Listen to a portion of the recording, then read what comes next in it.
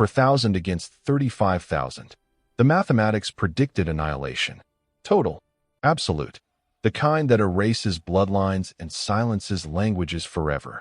In the spring of 1388, on the jagged spine of the Albanian highlands, the Ottoman Empire, unstoppable, expanding, divinely confident, sent a steel ocean northward to break the last defiant mountain kingdom standing between Constantinople and the Adriatic. They expected a massacre. They got one, just not the one they planned. This is the story of the Battle of the Mountain Pass, a conflict so tactically perfect, so psychologically devastating, that it rewrote the rules of asymmetric warfare for generations. A battle where courage didn't just beat counting, it humiliated it. Where terrain became the weapon. Where a single mind transformed impossible odds into an imperial graveyard. The Ottomans entered those mountains as the future of Europe. They left as ghosts. By 1388, the Ottoman Empire was not just expanding, it was inevitable. Like a force of nature. Like winter. Like death itself. In less than a century, the House of Osman had transformed from a frontier principality into the most disciplined, most terrifying military machine on earth. They had shattered Byzantine armies at Bafeus, conquered Adrianople, broken the Serbians at the Maritsa River, drowning an entire Christian army in cold water and steel.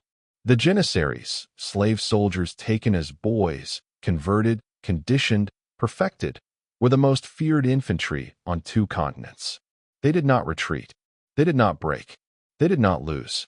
The Sipahi cavalry, armored, mounted, disciplined, moved like iron rain across the Balkans. Their tactics were refined through conquest after conquest. Feigned retreats, envelopment maneuvers, artillery barges, psychological terror. They had perfected the science of breaking nations.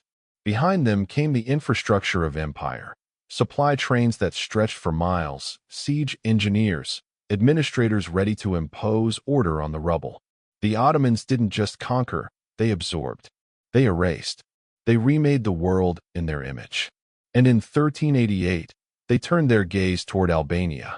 The mountainous, fractured, defiant Albanian territories were the last obstacle between Ottoman dominance and the Adriatic coast.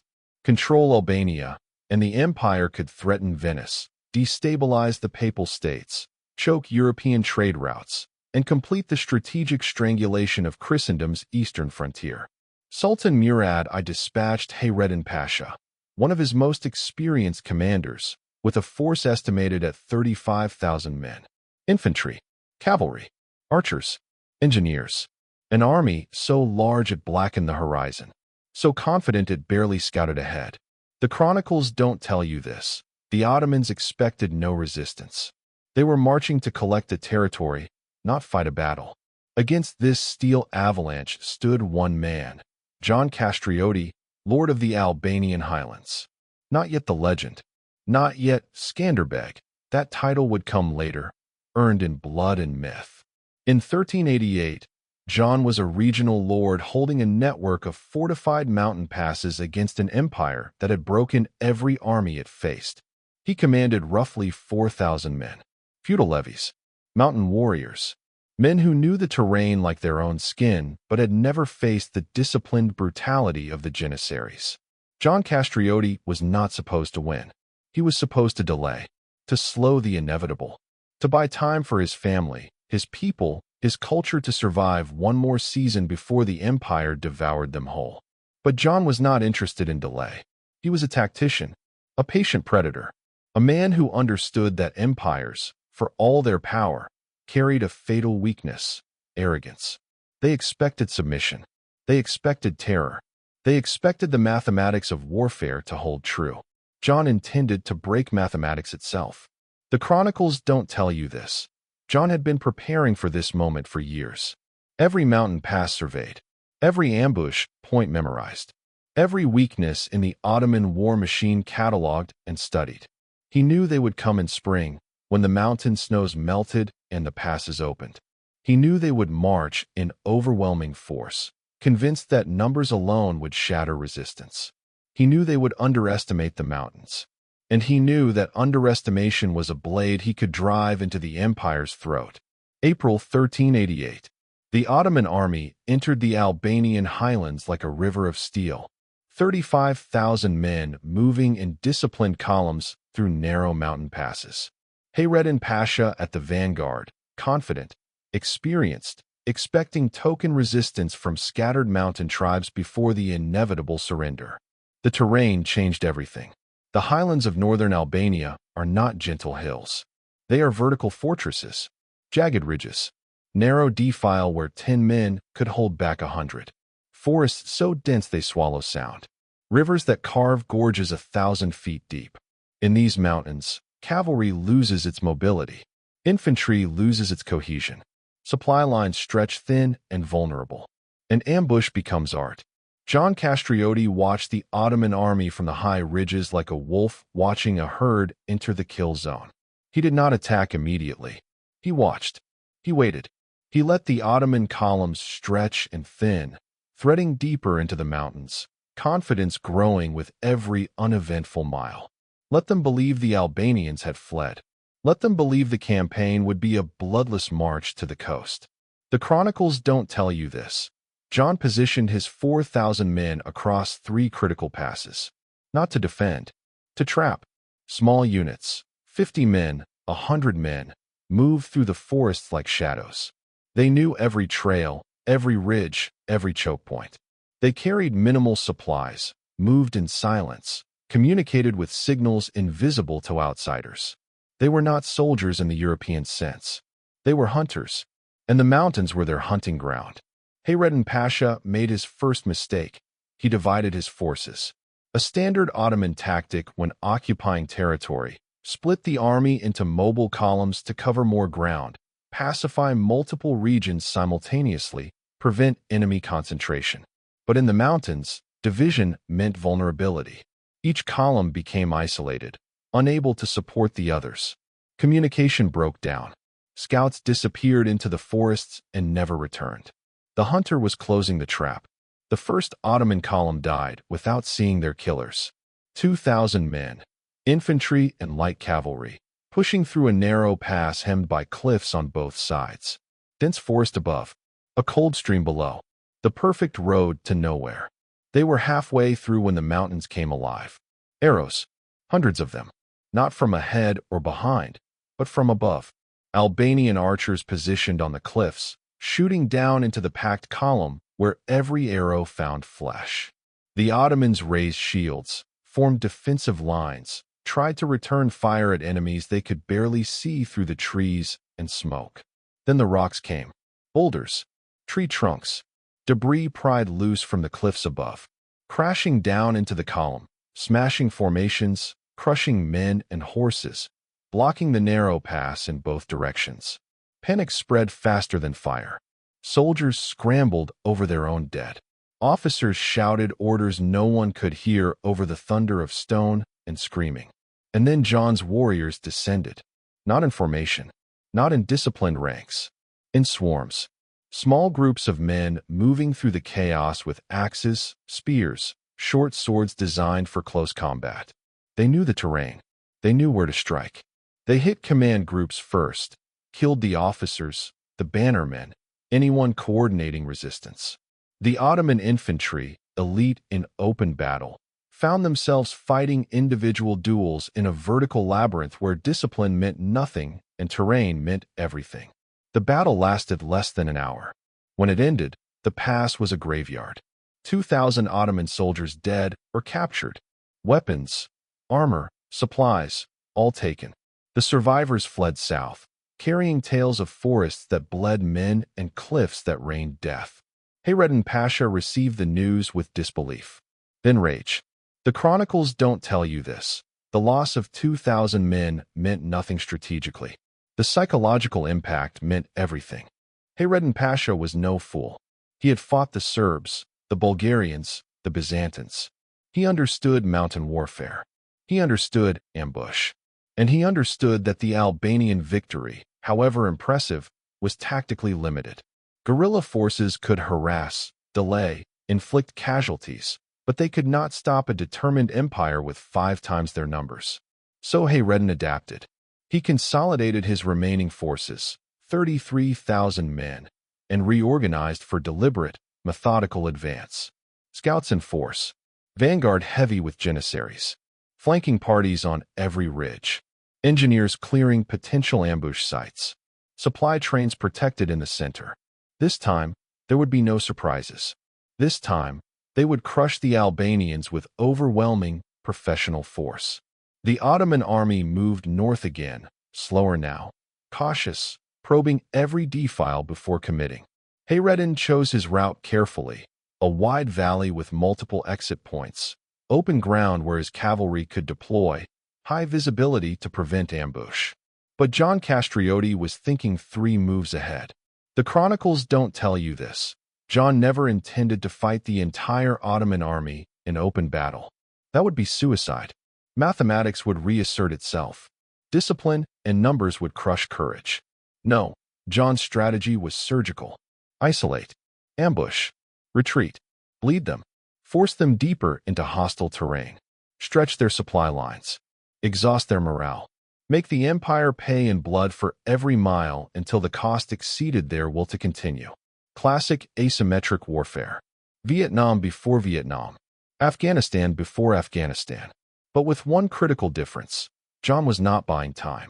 He was preparing the killing blow. The impossible decision.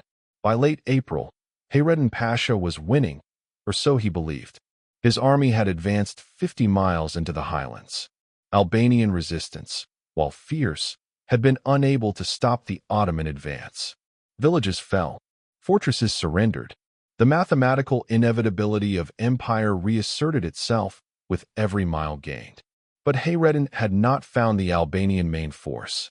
John's 4,000 warriors remained elusive, hitting supply trains, ambushing scouts, melting into the mountains before reinforcements arrived. The Ottomans were bleeding, not catastrophically, but steadily. 100 men here, 200 there. Enough to breed unease. Enough to make soldiers glance nervously at the tree-line. Enough to create the illusion of a retreating enemy. Hayreddin received intelligence. The Albanian forces were concentrating near the Drine River Valley, preparing to make a final stand at a defensible position. If he moved quickly, he could bring his entire army to bear and crush the rebellion in a single, decisive engagement. It was exactly what John wanted him to believe. The chronicles don't tell you this. The intelligence was manufactured. John had spent 2 weeks feeding the Ottomans false information through captured scouts, staged retreats, visible troop movements designed to be spotted. Every piece of evidence pointed toward a desperate defensive stand at the Drine River Valley, a location that, on the surface, seemed ideal for the Albanians. High ground, river protection, forest cover. But John had no intention of fighting there. The Drine River Valley was the bait. The kill zone was elsewhere. The march into hell. May 3, 1388.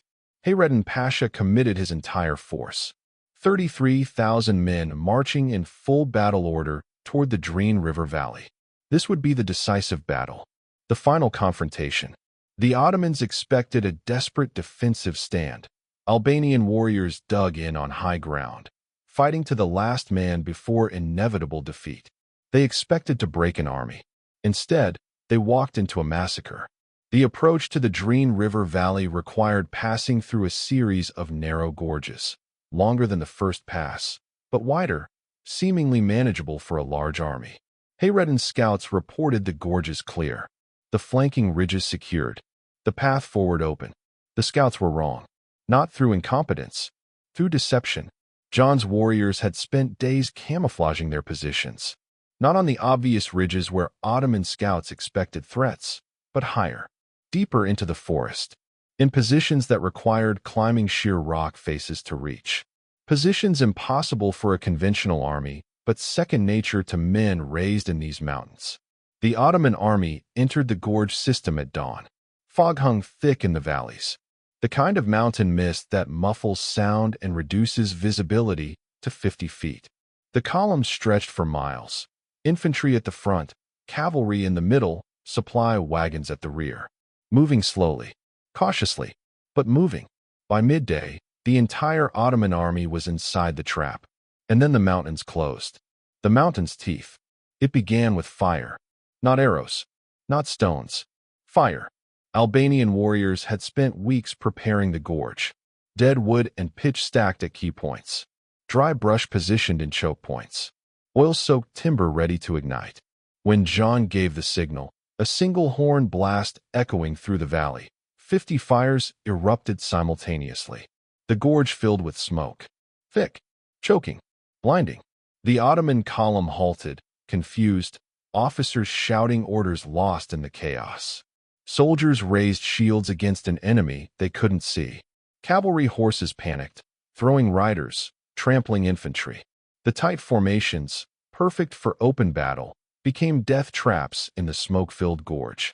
Then the arrows came. Thousands of them. From above. From behind. From positions the Ottomans couldn't reach, couldn't see, couldn't counter. Albanian archers firing not for accuracy, but for volume, shooting into the smoke where every arrow found the packed column below. Janissaries, the elite, the unbreakable, tried to form shield walls. But you can't form a wall when you can't see 10 feet. When your officers are dead. When smoke fills your lungs and arrows fall like rain. The chronicles don't tell you this. John's warriors never descended to fight. They didn't need to. The smoke, the fire, the arrows from above, it was enough. The Ottomans were dying without ever seeing their enemy. Without ever engaging in combat. Discipline shattered. Unit cohesion collapsed.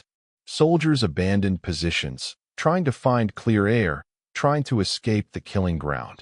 But there was no escape. Both ends of the gorge were sealed. The collapse. Hayreddin Pasha tried to regain control. He sent his janissaries forward to punch through the barriers at the gorge's northern exit. Sent cavalry backward to break through the southern seal. Ordered engineers to clear paths up the ridges to reach the Albanian positions. Nothing worked. The janissaries reached the northern barrier, a wall of burning timber, earth, and stone, and found it defended by Albanian warriors positioned behind improvised fortifications. The elite infantry charged into a meat grinder. Every step forward cost lives. Every breakthrough attempt met with spears, axes, rocks hurled from above. The janissaries, for the first time in their legendary history, broke. They retreated. The cavalry fared worse. Horses cannot charge through fire, cannot navigate smoke-filled gorges blocked by debris. The Sipahi, proud, deadly, unstoppable on open ground, were reduced to dismounted soldiers fighting uphill against an enemy who knew every stone, every tree, every killing angle. By mid-afternoon, the Ottoman army was disintegrating. Officers abandoned their units. Soldiers threw down weapons and tried to surrender, only to find no one to surrender to. The Albanians weren't taking prisoners. This was extermination. Small groups of Ottomans tried to climb the ridges, escape the killing ground, only to be cut down by warriors who had spent their entire lives on these cliffs. The chronicles don't tell you this. The Ottoman army did not die in a single battle.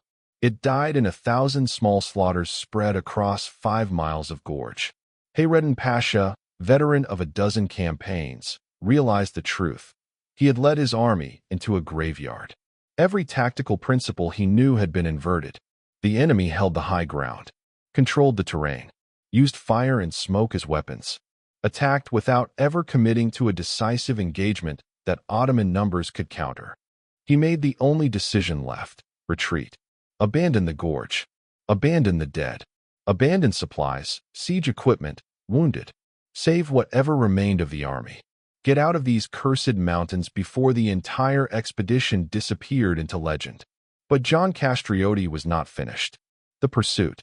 The Ottoman retreat became a rout. Discipline, the empire's greatest weapon, evaporated in the smoke and blood. Soldiers fled south, discarding armor, weapons, anything that slowed their escape. Officers could not rally them, could not reform units. The psychological break was total, and the Albanians pursued, not in formation, not as an army, as predators running down wounded prey. Small groups of mountain warriors tracked the fleeing Ottomans through the forest. They didn't need to fight, just harass, exhaust, kill stragglers. Ottoman soldiers, exhausted and demoralized, died by the dozens without meaningful resistance. Command structure had collapsed. Leadership had fled. The army that entered Albania as an unstoppable force left as a broken mob. Hayreddin Pasha escaped with roughly 8,000 men, less than a quarter of his original force. The rest, dead in the gorges, captured, scattered into the mountains to die of exposure or starvation. An entire Ottoman army, one of the largest ever sent into the Balkans, annihilated by 4,000 mountain warriors using terrain, fire, and psychology as their weapons. The chronicles don't tell you this. The Albanians captured enough weapons and armor to equip their entire army twice over. Ottoman banners hung from trees like funeral shrouds. Janissary swords, considered unbreakable, were found discarded in the mud. Supply wagons full of gold, grain, siege equipment, all abandoned. The wealth of an empire left to rot in a mountain pass because retrieving it meant returning to hell. The aftermath. The gorges fell silent. When the smoke cleared, the ground was carpeted with Ottoman dead. Bodies stacked so thick in places that you could walk 50 feet without touching earth. Rivers ran red for days. The smell of death hung in the mountain air for weeks. Albanian warriors moved through the killing ground, collecting weapons, armor, supplies. They did not celebrate, did not boast. The magnitude of what they had accomplished was too immense for simple victory. 4,000 against 35,000. Mathematics had predicted annihilation. Courage, intelligence, and terrain had delivered it to the empire, not the defenders. John Castrioti stood on the ridge above the gorge, surveying the wreckage of an imperial army. He had not just won a battle. He had broken an empire's confidence, proven that the Ottomans were not invincible, that discipline and numbers could be defeated by knowledge of terrain and perfect psychological warfare. The chronicles don't tell you this. John ordered the Ottoman dead buried, not out of respect, out of pragmatism. 30,000 corpses rotting in the mountains would breed disease that would kill Albanian and Ottoman alike. His men spent weeks digging mass graves, clearing the gorges, erasing the physical evidence of the massacre. But the psychological evidence could not be erased. The shockwave. News of the disaster reached Sultan Murad I within weeks. An entire army gone. One of his best commanders humiliated. 35,000 soldiers reduced to scattered refugees and mass graves. The supposedly inevitable Ottoman expansion into the Western Balkans halted by mountain warriors who shouldn't have been able to resist for a week. The empire did not invade Albania again for over a decade. Not because the Ottomans lacked the strength, not because they forgot, but because they had learned. Some terrain, some enemies, some battles were not worth the cost. The Albanian highlands had become a graveyard for empires, a place where mathematics failed and mountains ate armies whole. The victory echoed across Europe. In Venice, the Senate received the news with astonishment. A Christian force, outnumbered nearly 10-1, had shattered an Ottoman army. In the Papal States, the battle was celebrated as proof of divine favor. In Serbia, Bulgaria, and Wallachia, kingdoms already conquered or paying tribute to the Ottomans, the impossible victory sparked hope that resistance was possible. The chronicles don't tell you this. The Battle of the Mountain Pass changed Ottoman strategic doctrine. After 1388, the empire approached mountain warfare with caution, invested in better reconnaissance, refused to commit large armies to hostile terrain without overwhelming logistical support. The lesson was brutal but clear. Empires that ignore terrain die in it. For the Albanian people, the victory became foundational myth. John Castrioti was not yet Skanderbeg. That legend would be earned by his son, George Castrioti, who would wage a 25-year war against the Ottomans in the 15th century. But the elder Castrioti laid the foundation, proved that Albanian warriors, fighting on their own ground, with knowledge and courage, could stand against any empire. Impossible, yet true. The tactical legacy. The Battle of the Mountain Pass became a case study in asymmetric warfare. Centuries before formal military doctrine codified the principles, John Castrioti demonstrated them with lethal perfection. Terrain as weapon. The mountains were not just a battlefield, they were the primary weapon. John understood that in vertical terrain, mobility disappears, formations collapse, and numerical advantage becomes liability. Every aspect of the battle plan leveraged topography, narrow passes to concentrate enemy forces, high ground for archers, smoke to blind, fire to disorient. Deception over direct engagement. John never fought the battle the Ottomans expected. He fed them false intelligence, staged retreats, created the illusion of a desperate defensive stand, all to lure the enemy into a prepared kill zone. The Ottomans thought they were hunting a retreating foe. They were the prey. Psychological warfare, the invisible enemy. The arrows from nowhere. The fires in the smoke. The inability to engage, to fight back, to use training and discipline. John understood that breaking morale was as important as breaking formations. Ottoman soldiers died not knowing where the attacks came from, unable to defend themselves, watching their elite units shatter. That psychological trauma was more devastating than casualties. Mobility and knowledge. Albanian warriors moved through terrain the Ottomans couldn't navigate. They knew every trail, every cliff, every cave. They carried minimal supplies, struck from unexpected angles, disappeared before reinforcements arrived. The mountains were their fortress, their highway, their weapon. Refusal to fight the enemy's battle. John never committed to the decisive open battle the Ottomans needed. He attacked when and where he chose. Withdrew before the enemy could concentrate. Forced the Ottomans to fight on his terms, in terrain that neutralized their strengths. The chronicles don't tell you this. Modern special forces doctrine mirrors John's tactics. Ambush. Terrain exploitation. Psychological operations. Mobility over firepower. Fighting the battle the enemy isn't prepared for. The 1388 Albanian victory was asymmetric warfare perfected 6 centuries before the term existed. The eternal lesson. The Battle of the Mountain Pass asks a question that echoes through history. Can courage defeat mathematics? 4,000 against 35,000. Logic said no. Experience said no. Every military theorist from Sun Tzu to Clausewitz would say no. And yet, the answer lies not in courage alone, but in the fusion of courage with intelligence. John Castrioti did not simply stand and fight bravely. He thought. He planned.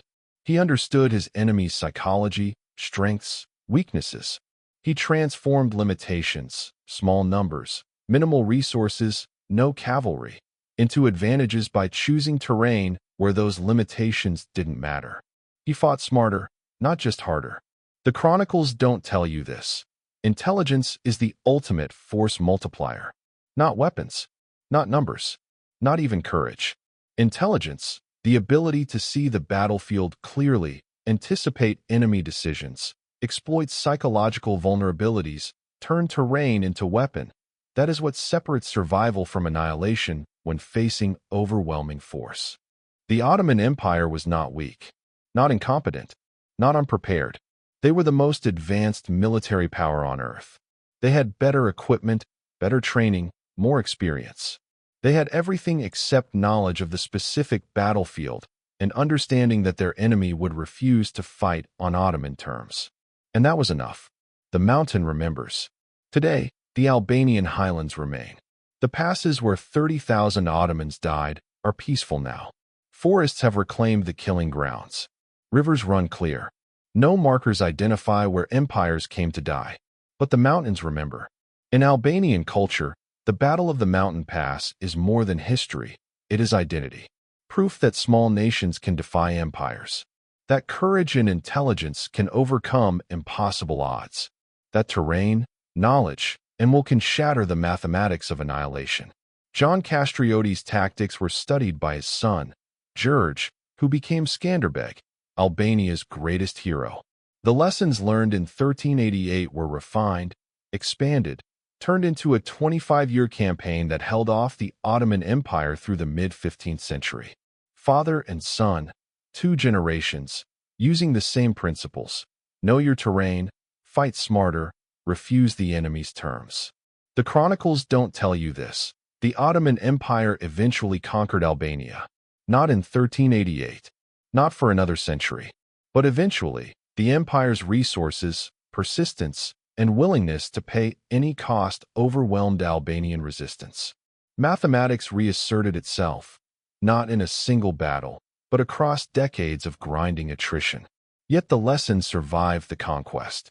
The Battle of the Mountain Pass became legend, proof that empires are not invincible, that a single brilliant mind can alter history, that geography and psychology can defeat steel and numbers, that sometimes the mountains choose who wins, the predator and the prey.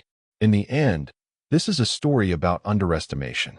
The Ottoman Empire underestimated terrain, underestimated an enemy they saw as primitive, fragmented, weak, underestimated that 4,000 warriors, fighting on ground they knew intimately, with a commander who understood psychological warfare, could become the deadliest force on the battlefield. They entered the Albanian highlands as predators. They died as prey. John Castrioti understood what empires always forget. Power is contextual. A lion in the jungle is king. A lion in the ocean drowns. The Ottomans were the most powerful military force on earth, in open terrain, with room to maneuver, with supply lines secure.